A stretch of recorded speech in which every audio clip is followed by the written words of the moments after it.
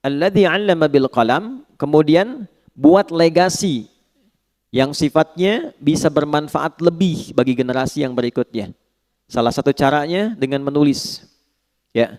Yang belajar ini usahakan punya catatan. Dicatat itu lebih terikat ilmunya dibanding sekedar dihafalkan. Nanti yang tercatat, dirumuskan, diruntutkan, ke depan bisa jadi bacaan. Walaupun orangnya sudah tidak ada, meninggal misalnya, tapi kitabnya masih ada, maka disitulah kemudian namanya akan abadi. Keabadian itu yang memuliakan Allah. Imam Syafi'i nggak pernah kita lihat, ya kan? Nggak pernah berjumpa, nggak pernah. Masanya berbeda. Tapi karyanya sampai sekarang masih bisa kita akses dan dengan itu beliau dimuliakan keabadiannya. Karena itu orang-orang bijak mengatakan kalau Anda masih ingin eksis sampai dengan masa depan, maka wariskan ke masa depan itu tulisan-tulisan dari karya kita yang paling baik. Tidak ada yang terbaik kecuali menyampaikan pesan-pesan yang dimuliakan oleh Allah Subhanahu wa taala. Teman-teman juga begitu. Ya, yang di birokrasi, yang di kedudukan, yang di harta dan sebagainya, ya bukan sekedar kita jalani sebagai profesi. Kalau bisa jadikan legasi, bikin kebijakan. Ya, buat kreativitas, bikin inovasi, tulis. Supaya satu saat dikenang, saya pernah mengalami ini, diwariskan, minimal anak cucu bisa baca. Oh, dulu saya kenal kakek itu begini, ya, bukan cuma lihat fotonya. Ya kan? Wah, kakek ganteng juga ya. Oh, ternyata pernah main sinetron, ganteng-ganteng serigala gitu kan. Repot juga, ya.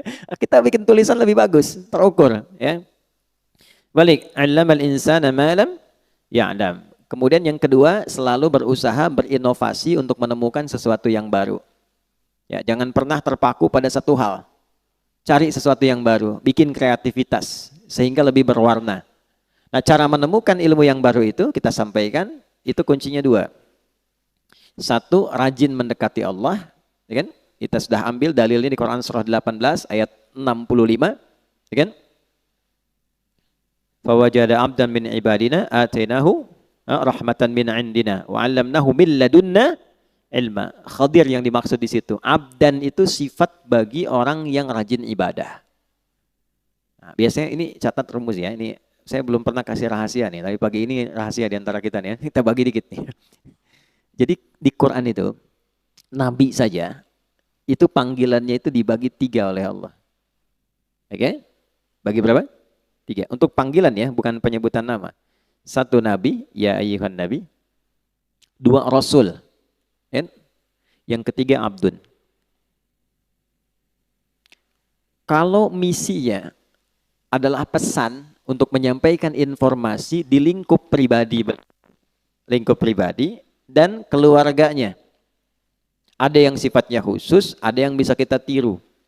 Itu panggilannya biasanya nabi. Tapi kalau sifatnya informatif untuk semua, informasinya semua akses, itu rasul. Jelas? Tapi kalau disebutkan sifat ibadah beliau yang demikian tinggi, itu panggilannya abdun. Menariknya, tidak ada satupun nabi dalam Al-Quran yang disebutkan kata abdun kecuali bersanding dengan keistimewaan. Ya. Pokoknya kalau sudah abdun pasti nikmat, ni'mal abdu innahu, dan seterusnya. Ya. Nabi Muhammad itu saat diundang Isra dan Mi'raj, hal tertinggi yang belum pernah dialami para nabi dan rasul sebelumnya, itu panggilannya bukan rasul, bukan nabi, tapi abdun. Subhanalladzi asra bi abdihi, bukan bi rasulihi, bukan bi nabihi. Jadi ternyata Allah naikkan derajat kita itu, ditambah gitu, itu saat kita menghamba. Makanya sering saya katakan, kalau kita rajin sujud menunduk, Allah pasti mengangkat. Tapi kalau orang banyak mengangkat, Allah pasti tundukkan itu. Ya, pasti ditundukkan dengan cara apapun. Nah, jadi termasuk rumus ilmu pengetahuan. Kalau ingin ditambah ilmunya, Allah kasih tambahan, maka naikkan status abdunnya. Dan di Quran, amalan seorang abdun itu selalu dibuka dengan iman. Iman dulu, baru amalan, baru jadi hamba. Contoh, sholat itu deklarasi keabdunan kita, penghambaan kita pada Allah. Deklarasi pertamanya dalam sholat. Karena itu kita katakan iyyaka na'budu wa iyyaka Kan nasta'in. Ya Allah, kami sekarang menghamba sebagai abdun. Kan? Dan kami mohon pertolongan darimu. Itu pertama kali kita katakan dalam sholat. Kalimat sholat itu dibuka dengan iman. Pertama kali di Quran. Al-Baqarah ayat 3. Alladzina yu'minuna bil ghaibi wa yuqimunas sholah. Iman dulu baru sholat. Nah kalau sholat konsisten, imannya diisi bagus, itu persamaannya ilmu diberikan. Di mana ditemukannya? Di Quran surah ke-58, Tarawih semalam, Al-Mujadalah. Di ayat yang ke-11. Ya. Iman dulu, ya ayyuhalladzina amanu, ya kan? Perhatikan kalimatnya. Ya ayyuhalladzina amanu, idza qila lakum tafassahu fil majalisi fafsahu yafsahillahu lakum. Wa idza qila lakum unshuzu syuzu. Yarfa'illahu alladzina, iman dulu. Amanu minkum walladzina utul ilma darajat. Kalau iman naik, ilmu pasti ditambah. Pasti itu. Ya, itu sudah rumus. Nah, jadi yang pertama kita coba tingkatkan keimanan pada Allah, rajin sholat. Sholat, ya, nanti pasti akan ditemukan hal baru. Yang kedua, ikuti petunjuk Nabi. Misal, kalau mau belajar, ikuti petuah dari Nabi. Begini cara belajarnya. Keluarkan kitabul ilmi. Kalau mau bisnis, ikuti pola bisnis yang ditunjukkan Nabi. Kalau di birokrasi, di kedudukan, ikuti bagaimana petunjuk Nabi. Ambil value-nya, maka apa yang terjadi? Perhatikan kalimatnya. Al-Baqarah ayat 151.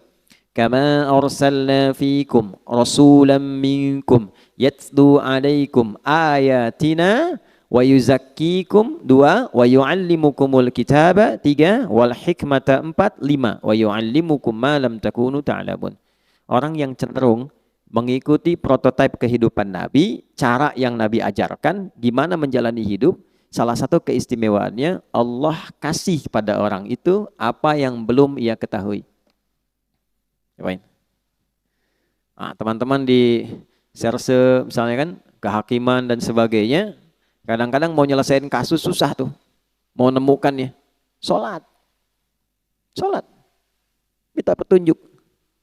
Ya, tiba-tiba selesai ketiduran, mimpi dapat. Tiba-tiba dapat pencerahan kemana arah. Itu bisa terjadi. Di bisnis begitu. Ya, begitu diikuti polanya, Abdurrahman bin Auf tuh dari mana sih modal pakaian datang ke Madinah? Dalam 3 tahun kok jadi orang kaya, kemudian valuasi hartanya di awal sampai 923 miliar dolar. Dihitung sekarang itu. 14.700 triliun. Nabi wafat, kita coba riset itu kurang lebih valuasinya 72.000 triliun. Dan termasuk 1 di antara 10 orang masuk surga. Dan selalu punya kreativitas yang baru, yang nggak dikerjakan orang. Orang pilih yang ini, beliau menemukan yang baru. Orang sudah mau deketin yang baru ini, beliau sudah pergi ke kreativitas yang lain. Jadi hebatnya itu yang dikerjakan orang, itu beliau sudah 2-3 kali 10 step berada di depan. Ya, jadi bikin kreativitas baru, punya inovasi, orang belum ada. Begitu orang ngikutin, ini sudah mengerjakan yang baru lagi. Jadi pantas jadi yang paling unggul di bidangnya. Khalid bin Walid di militer begitu, selalu punya strategi baru. Ya, bayangkan. Ya, kebayang nggak? Belum saya ceritakan dia. Dia melawan Persia coba. Pasukan ratusan ribu, 100.000 pasukan. Beliau cuma bawa 10.000. Itu menemukan strategi baru. Jadi ada seorang di barat itu sampai kemudian meriset bagaimana seorang Khalid itu bisa menjadi jenderal paling unggul di lapangan. Itu dilihat gitu. Dan itu terjadi utamanya setelah masuk Islam. Sebelum masuk Islam hebat dalam strategi perang Uhud. Setelah masuk Islam lebih hebat lagi. Nah itu jadi bab. Kalau dipelajari bisa sukses di bidangnya. Nah itulah allamal insana ma lam ya'lam. Nah yang kemarin kita telah berhenti di ayat 6 sampai 8-nya. Kalau sudah sukses jadi apapun. Jadi ilmuwan, jadi ulama, kan? Pebisnis kaya, yang kedudukan jadi jabatan, jadi jenderal, macam-macam birokrasi, udah jabatan tinggi. Kalla, jangan pernah terjadi. Innal insana la yatgha. Jangan pernah terjadi munculnya potensi-potensi menyimpang bersikap berlebihan. Ar-ra'ahu istaghna, karena sudah merasa lebih dari sebelumnya. Karena pasti peningkatan sesuatu akan merubah karakter dan gaya hidup. Bab gaya kan sering saya ulang begitu, F1 sama dengan F2, dikonfirmasi di fisika. Metafisik itu dengan fisika dekat. Ya. Orang kalau gayanya pelan, nggak kedengaran pukulannya. Tapi kalau kencang, bunyinya kencang. Ya. Sama, harta kan sering saya katakan, kalau masih punya 10.000, masih bisa dibagi dua. Nah, makan yuk, gitu ya. Ayo, di mana? Warung Jackie Chan depan, ya misal ya. Makan 10.000 tuh, berangkat sama Ihsan. Begitu nyampe sana, Ihsan bilang, aduh saya nggak bawa uang. Tenang, kita bagi dua nih, 10.000 bagi dua. Tapi ketika Mus'ab sudah punya 1 miliar, bisa nggak bagi dua sama Ihsan tuh? Belum tentu. Karena sudah berbeda, kualifikasi sudah lain, itu merubah. Dari bawaan sudah beda, wibawa sudah lain, karakter sudah tidak sama. Normal, nggak apa-apa. Quran bilang nggak apa-apa. Yang dijaga itu jangan berlebihan.